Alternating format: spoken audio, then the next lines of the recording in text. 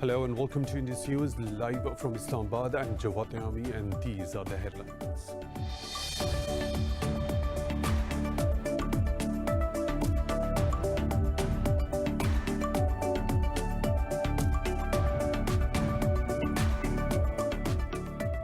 Turkey's President Recep Tayyip Erdogan says Armenian forces must withdraw from Nagorno-Karabakh for a solution to the conflict. Heavy shelling between Armenian and Azeri forces persisted for a fifth day despite fresh calls from the world leaders for a ceasefire. In a joint statement, Russia, France and the US called on both the sides to immediately start negotiations without preconditions. The death toll from the border clashes has surpassed 100, with both sides claiming to have inflicted heavy losses on the other.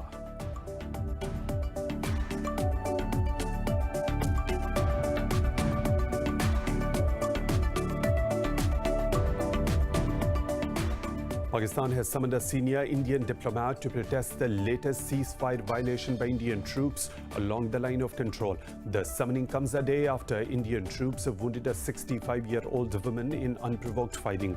The Indian side was told to respect the 2003 ceasefire agreement. Indian troops have committed over 2,400 ceasefire violations this year so far.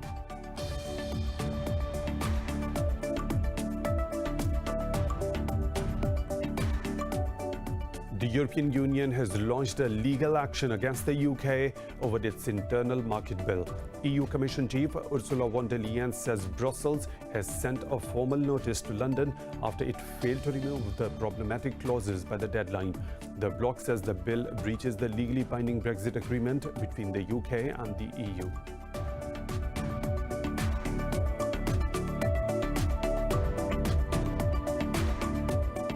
Russian opposition activist Alexei Navalny says he believes President Vladimir Putin was responsible for his poisoning. Germany says he was poisoned with a Novichok nerve agent. Its findings were confirmed by labs in France and Sweden. The Kremlin has repeatedly denied any involvement.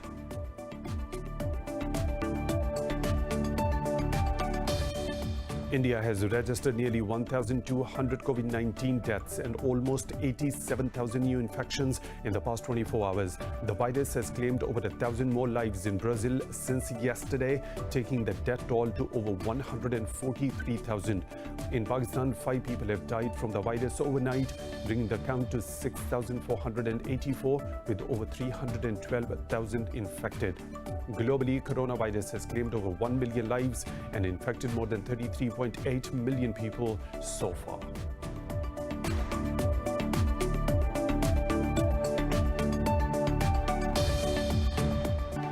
Those were the headlines and detailed stories. Right after a short break, stay tuned.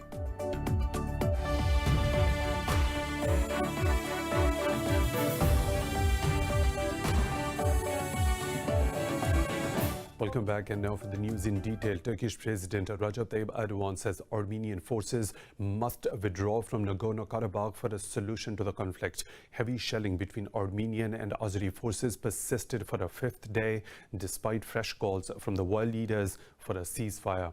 The official death toll has surpassed 100, including civilians, with both the sides claiming to have inflicted heavy losses on the other. Meanwhile, Russia, France and the US called on the both sides to immediately start negotiations. Earlier, Azeri President Ilham Aliyev vowed to fight until Armenia leaves the disputed Karabakh region. He said peace will be established in the region when Yerevan fulfills Baku's demand over Karabakh claim. Baku's defense ministry has claimed to have killed at least 2,300 Armenian soldiers so far. On the other hand, Armenia claims killing 130 Azeri soldiers and wounding 200 others. 11 people have been killed in a car bomb attack on a military checkpoint in Afghanistan's southern Helmand province. A spokesman for the Helmand governor said 7 security personnel and 4 civilians were killed, blaming the Taliban for the attack. He said 3 soldiers and 1 child were wounded in the attack. The Taliban have not commented on the claims. The European Parliament has welcomed the intra-Afghan negotiations, calling for an immediate and permanent ceasefire in the country. In a joint statement, members of the European Parliament called for the talks to be inclusive and representative of all the factions of the society. They said a comprehensive peace process is a precondition to end 4 decades of death and destruction in the country. The members said the talks are an opportunity to bring stability, security and peace to Afghanistan. The EU Parliament assured its continuous solidarity and support to the Afghan people, government and security forces. The statement said the European Parliament stands ready to facilitate and support the peace process. Pakistan has summoned a senior Indian diplomat to protest the latest ceasefire violation by Indian troops along the line of control. The summoning comes a day after Indian troops wounded a 65-year-old woman in unprovoked fighting. In a statement, the Foreign Office said Indian troops are deliberately targeting the civilian population. It said India's ceasefire violations along the line of control are a threat to regional peace and stability. Indian troops have committed over 2,400 ceasefire violations this year, resulting in the martyrdom of 19 civilians. The Indian side was told to respect the 2003 ceasefire agreement. A US-led coalition forces base has been targeted with multiple rocket strikes near Iraq's northern Kurdistan region. Iraqi Kurdistan's counterterrorism service said the US-installed anti-missile air defense systems Patriot have thwarted 2 of the rockets. It said Popular Mobilization Forces carried out the attack against the coalition. However, in a statement, US-led coalition spokesman Colonel Wayne Maroto said the rocket fire did not strike the coalition base. He said there are no casualties or damage to report and the incident is under investigation. Earlier, Iraqi Prime Minister Mustafa al-Kadhimi pledged to protect foreign missions after the US threat to shut down its embassy in Baghdad. No group has claimed the responsibility for the attack, which occurred hours after the pledges. Israel's military vehicles have infiltrated Palestine's border in Gaza, east of Khan Yunis city. Local media says military bulldozers razed Palestinian farmlands. It said Israeli troops shot fire to force the farmers and shepherds in the area to flee as they razed the land. Israel still controls the land borders and has access to sea and airspace in the Gaza Strip after 14 years of apparent disengagement. Gaza's 2 million population remains under occupation and a strict siege by the Israeli forces. Protests have broken out in several parts of India as another woman died after being gang raped. Demonstrators clashed with police after the 22-year-old woman from a Dalit community was assaulted in northern Uttar Pradesh state. The protesters blocked the roads for hours, chanting "Hang the rapists." Police say they have registered complaints of rape and murder and arrested 2 men in connection with the case. The latest incident occurred in the Balrampur district, 500 kilometers from Hathras district, where the earlier attack happened. On Tuesday, a 19-year-old woman from the lowest rung of India's caste system died after being gang raped in Hathras. The district administration has imposed emergency law in victims' village and banned the entry of all the outsiders, including the media persons. EU leaders are set to meet in Brussels for 2 days of discussions on tensions in the Eastern Mediterranean. Earlier, European Council President Charles Michel sent a letter to EU leaders to outline the objectives of the summit. Michel said the main focus of the meeting will be on relations with Turkey on recent tension in the Mediterranean. He added EU-China relations, the poisoning of Alexei Navalny, the situation in Belarus, and escalation in Armenian-Azerbaijan conflict will also be on the agenda. Leaders will also discuss the novel coronavirus pandemic and its effect on the European economy.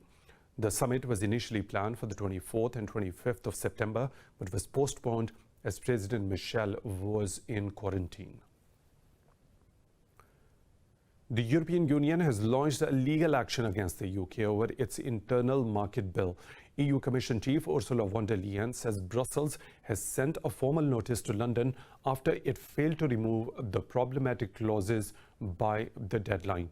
The bloc says the bill breaches the legally binding Brexit agreement between the UK and the EU. Von der Leyen said if adopted as is, the bill will be in full contradiction to the protocol of the island. She said the Commission has asked the UK to provide explanation over passing of the bill in the Parliament. This is the first step in an infringement procedure. The letter invites the UK government to send its observations within a month. And besides this, the Commission will continue to work hard towards a full and timely implementation of the withdrawal agreement. We stand by our commitments. Thank you. Kremlin critic Alexei Navalny says Russian President Vladimir Putin is behind poisoning him. In an interview to a German magazine, Navalny said his task is to remain fearless now and return to Russia as soon as possible. Navalny said he didn't feel any pain when the nerve agent began affecting him, but he knew that he was dying. The prominent Russian politician was flown to Berlin in August after falling ill on a domestic flight. He received treatment for what Germany said was poisoning by a potentially deadly nerve agent before being discharged last month. Meanwhile, the Kremlin has denied any involvement in the incident. French President Emmanuel Macron says Belarusian opposition leader is open to dialogue with Russian President Vladimir Putin. The Élysée presidential palace said Macron spoke to Putin by telephone after visiting exiled Belarusian opposition leader Svetlana Tikhanovskaya. In a statement, the palace said Macron urged President Putin to consider Tikhanovskaya's proposal. It said the two presidents backed the idea of mediation by the Organization for Security and Cooperation. Earlier, Macron pledged Europe's support for the people of Belarus after his meeting with Tikhanovskaya. Belarus has been marred by protests and political unrest following a presidential election widely criticized as rigged. US President Donald Trump has signed a stopgap spending bill in order to avert a government shutdown. The Senate passed the bill just hours before a midnight deadline. The Senate voted 84-10 to approve the bill, which extends current funding levels and keeps the federal government open through December 11. The new legislation is a $2.2 trillion package that would send another round of direct payments to individuals and revive the expired $600 weekly federal unemployment benefits. The measure adds nearly $8 billion to address desperately needed nutrition assistance for children and families. The bill further extends funding for community health centers to continue to address COVID-19 and health disparities.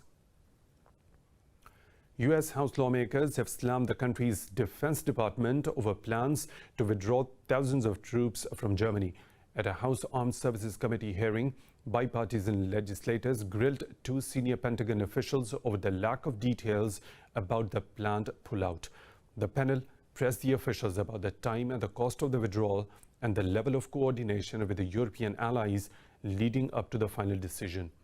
Pentagon official James Anderson said the military did not have the required details and pledged to share plans as they are developed.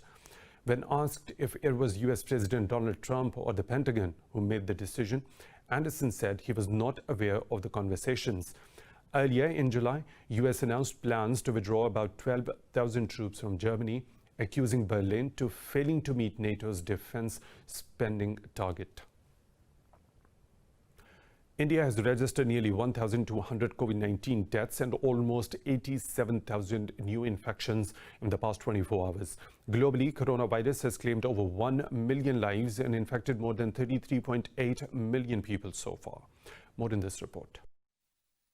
COVID-19 is showing no signs of slowing, forcing countries to choose between collapsing economies and restrictive measures to contain the second wave of the outbreak. India's coronavirus fatalities have jumped to over 6.3 million, with the death toll nearing 99,000. A recent report by the Indian Health Authority says more than 63 million people may have contracted COVID-19. This makes the tally about 10 times higher than the official count. जिन्होंने अपनी समस्याओं को नजरअंदाज करते हुए The death statistics coming forward tell us that majority of the cases are because of delayed response. It means that it came from those who ignored the initial symptoms and comorbidities. They took home remedies and didn't visit doctors. When the symptoms increased and they faced problems, they visited hospitals. This is very painful for both health workers and patients.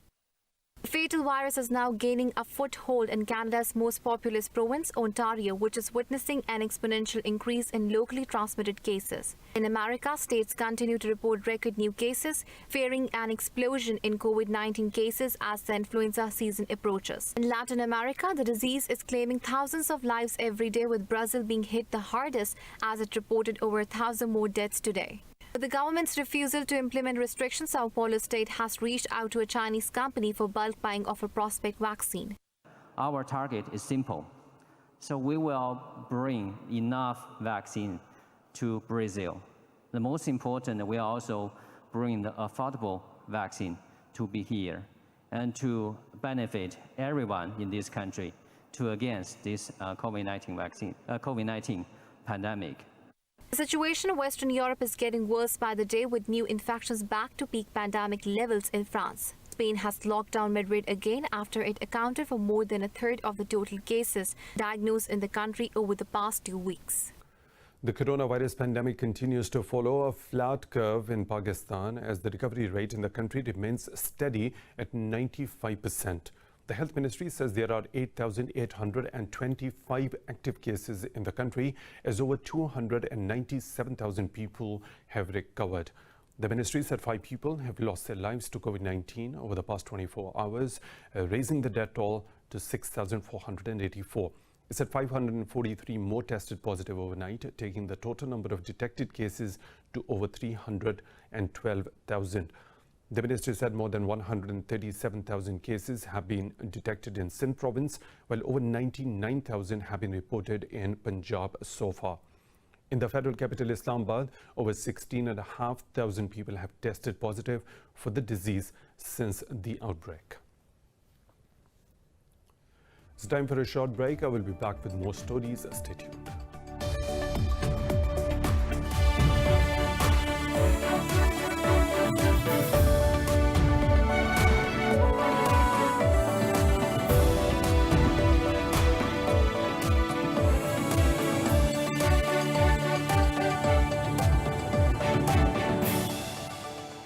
Welcome back. Italy's far-right leader Matteo Salvini is set to face a trial on Saturday for illegally detaining more than 100 migrants aboard a Coast Guard ship in 2019. Salvini, as the Interior Minister, ordered 131 rescued migrants to remain on a ship for 6 days until other states decided to take them. Earlier this year, several leftist officials voted to lift Salvini's impunity and allowed Sicily's authorities to press charges against him. Salvini said his former government supported him in his decision to deny the landing of the migrants in Italy.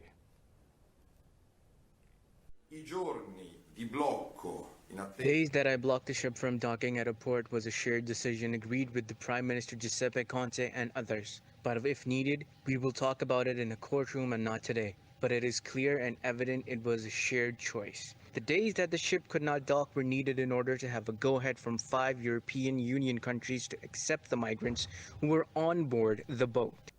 9 people have died and 10 are hospitalized as a series of forest fires swept through parts of the eastern Ukrainian region of Luhansk. Emergency service said the fires threatened 22 settlements and engulfed an area of about 18,000 hectares. In a statement, the service said 120 people have been evacuated.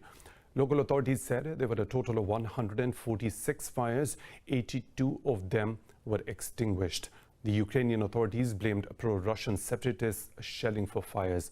The Ukrainian presidential office called on the law enforcement bodies to find the cause of the fires.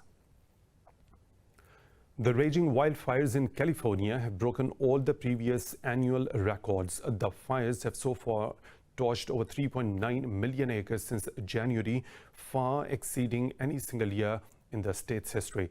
Scientists attribute the frequent and prolonged bouts of extreme heat, high winds, and dry lightning to climate change. The Shasta County Sheriff said a badly burnt evacuee of the Zog fires succumbed to his burns, marking the 30th fatality in the coastal state.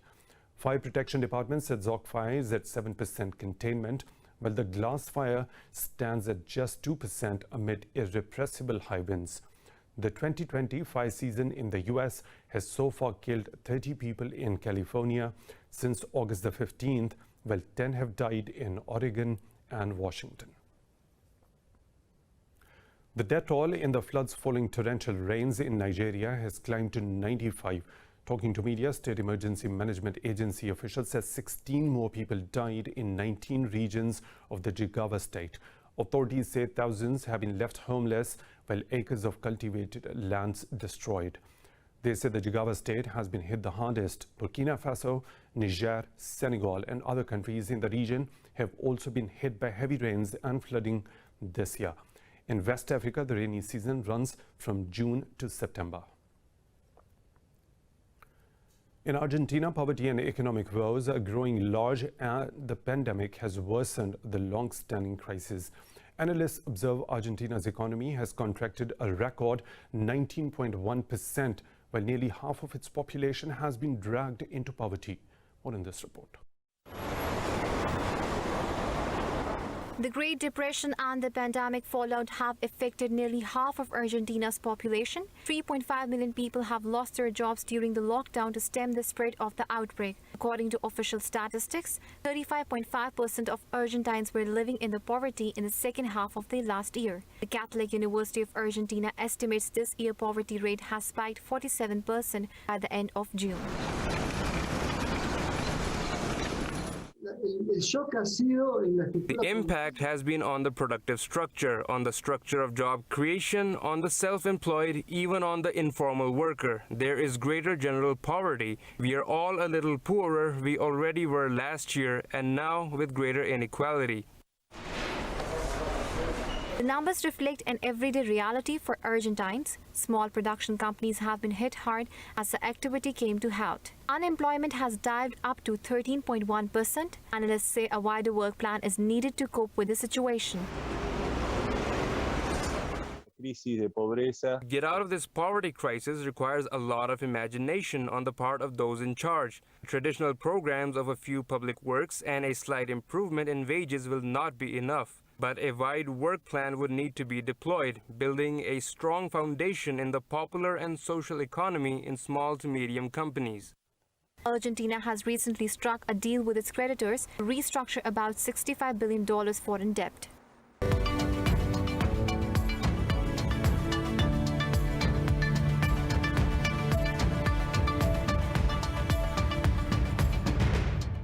European stocks are advancing cautiously, tracking gains on Wall Street in the previous session. European stock 600 is trading just above the flat line. London's FTSE 100 has gained over 0.5%. The CAC 40 in Paris has advanced close to 0.5%, but Frankfurt's DAX has edged down fractionally.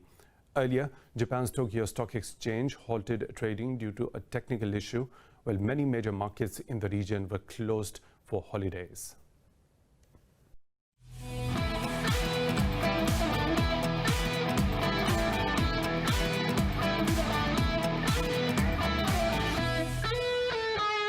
In the National Basketball Association, the Los Angeles Lakers beat Miami Heat by 116 points to 98 in the Game 1 of the finals in Florida.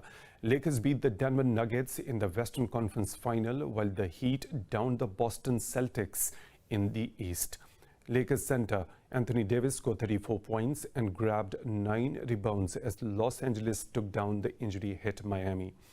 LA's power forward LeBron James bagged 25 points, 13 rebounds and 9 assists, while Kentavious Caldwell-Pope added 13 points. Shooting guard Jimmy Butler led Miami with 23 points, while Kendrick Nunn came off the bench to score 18 points for the Heat. This is Lakers' first NBA final since 2010, while it is Miami's first final appearance after their 2014 title.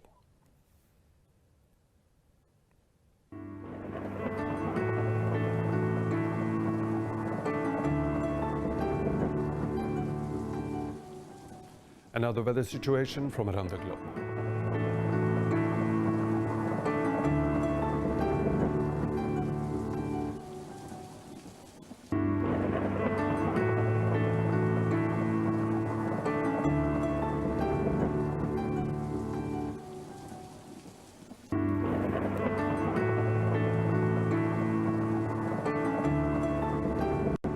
And that's all for now. For the latest updates, you can follow us on social media at Indus.News.